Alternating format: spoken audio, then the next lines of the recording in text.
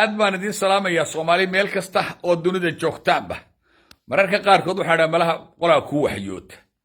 Soomaali hore baan ugu sheegay in ay ka xun yihiin shabaab iyo Daesh ba ay ka xun tahay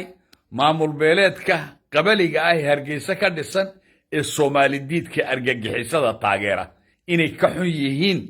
shabaab sabab shabaab waa Soomaali laakiin dawladda ayay diidan yihiin maamulkay diidan yihiin iyagu inay xukumaan bay rabaan iyagu se waxay diidan yihiin magaca Soomaaliyeed bay ayay diidan yihiin way ka soo horjeedaan Soomaalinimo ayay diidan yihiin Daesh bay ka xun yihiin hatta waayo dalkii kula joogan iyagoo Daesh way ka xun yihiin wayna taageeraan wax alla wax Soomaali dhibaato ku ah oo dhan amba ururkii Soomaali ka soo horjeeda midnimadeeda iyo qarannimadeeda iyo dawladeeda magaceeda Soomaaliyeed iyaga ayaa ka xun waxa marxaati ii noqonaya inay yar oo 7 jir ah la weydiiyay oo la yiri cadowga Somaliland waayo ina taayir waxa leedahay cadowga Somaliland waa Soomaaliya wixii gurigooda xaaladii gurigooda ayay dibadda u soo saarto sheegaysaa wixii gurigooda ka jiray ee lagu koriyay ayay sheegaysaa gurigooda marka waxa ka jira Soomaali diidnimo Soomaali nacayb Soomaali oo ay u arkayaan ciyaalka lagu korinayo cadowtinimo siyaada ah oo Soomaali ay u qabaan wax alla wax riisana oo Soomaali sida ugu yani cadawatada inta lagu qaadi karaan ma jirto oo ahayn in iyagu ay dawlad noqdaan Soomaaliyana halka ku sii baabaado waxa ka sii daran kuwa baarlamaanka jooga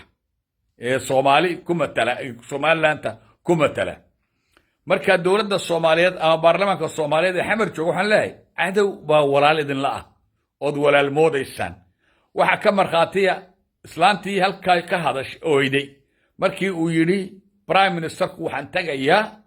Laascaano way ooyday way adkaysan kar wada way gariirtay way ooyday ilmay siideys waxay ka xun tahay midnimada Soomaaliyeed iyo qarannimada Soomaaliyeed iyo dawladnimada Soomaaliyeed iyo aqoonsiga Khaatuma State ayay ka xumay marka kuwaasina qarannimada Soomaaliyeed bay halis ku yihiin dawladnimada Soomaaliyeed bay halis ku yihiin waayo wad arkaysaan ugaantoodii carruurtoodii waxay leeyihiin cadow aan Soomaali ahayn malihin sidaad markaa u aaminaysaan oo taladii dalka wax uga siinaysaan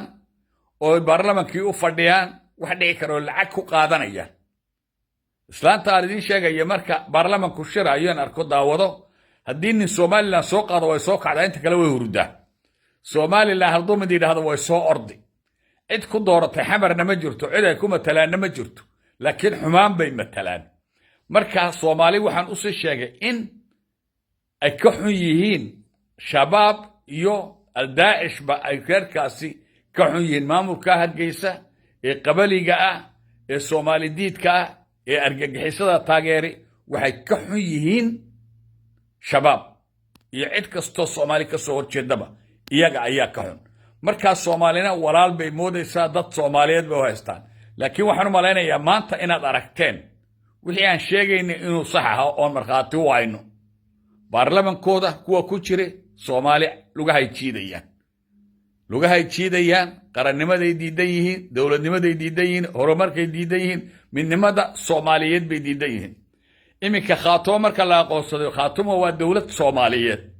dawladda Soomaaliya waxay keensan kartaa saldhig military ciidankeeda keensan kartaa halkaas ka furan kartaa saldhig military oo Soomaali iyo qarannimada iyo midnimada Soomaaliyeed ku difaacdo ayay ka samaysan karaysaa maanta xaq u leedahay xaq bay maanta u leedahay Khaatuma waxay xaq u leedahay haddii lagu soo duulo inay difaacaan sababtoo ah Soomaali bay ka tirsan tahay kuwa kalena waa Soomaali diid waxaan kaloo rabaa inaan kelmad ku raado jirta la dhahay jirde maalintii Muuse Biixi ulaha waxbaan ka adagnahay aabahay baan ka kaadare sacabku u tamay maalintii islaantii adna lahayd waxaan budumiya dhulka in mid ka fiican baan dhisaynaan qoladii sacabka tumaysay buu ahaa ee mashxaradiisay maantana wuxuu leeyahay wada hadal baan la galaynaa Khaatuma iyo la gal dawladda Soomaaliya la gal wada hadal ila wada hadal kula galaysa ma jirto dawladda Soomaaliya qabiil bay wada hadal la galay takallama nimankii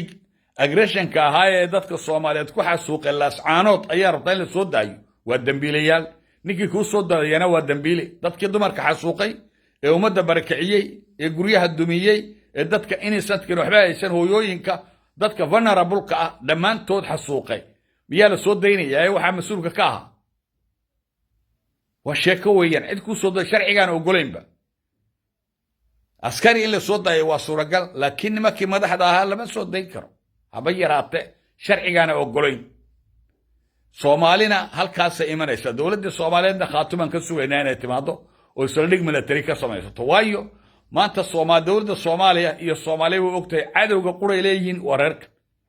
waa jabhadda hargeysa ka dhisan weeyaan shicibka maaha maamulka hargeysa weeyaan dadka badankoodu way ogyihiin 34 sannadood ina khayaali music loo tumayo waxaan jirin loo tumayo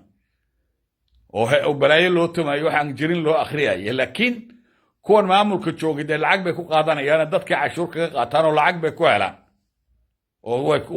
dadka shicibka ku cashuuraan oo qaar bay ku dul nool yihiin sida ciisaha iyo samaroonka iyo parasite bay ku yihiin cashuur bay dadka ka qaadaan qofkayba cashuuraanba imika ciisaha iyo samaroonka iyagu cashuur bay bixiyaan gibir bay bixiyaan waa parasite waxa ku dul nool yihiinba marka si ay ugu dul noolaadaan oo u haystaan dadkani waa inay dawlad sheegtaan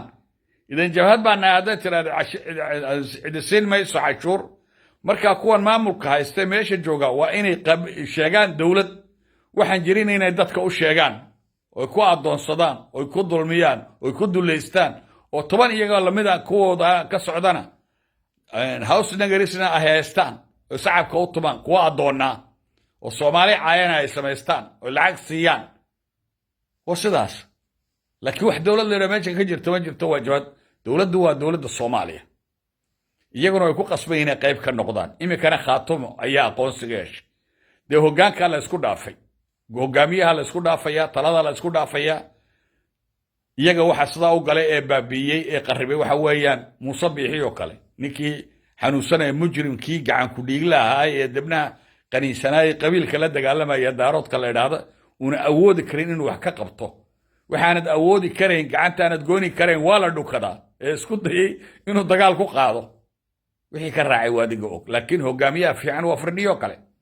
waa Daniyo kale cadaawadarka ay ciidankiis awr bay wateen dameeray wateen farday wateen shicib bay ahayd way socdeen gaargagixisada way la dagaalamayeen reerkani soo direen iyo la dagaalamayeen ilfaha u saareen xidadaday u siibeen koonfurna iyagu ma jooga shabaabna iyagu ba xagga daba ka fadhiya behind the bar spin doctors baa la yidhaha kuwa xagga daba fadhiya ee bamka u soo dhiibaya waa spin doctors waa iyaga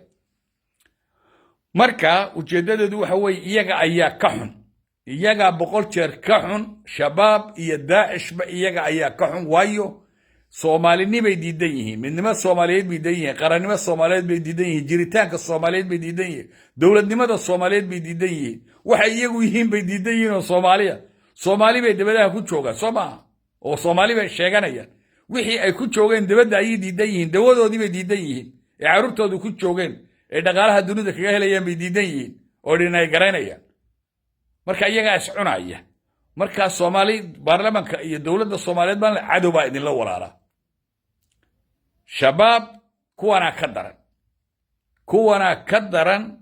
dhaqaale ahaan in lagula diro weeyaan in wax flexibility ama wax furfurnaansho siyaasadeed loo sameyn weeyaan oo la cuna qabateeyo oo dawladda awood kasta ay leedahay joojiso oo diyaaradaha ka joojiso oo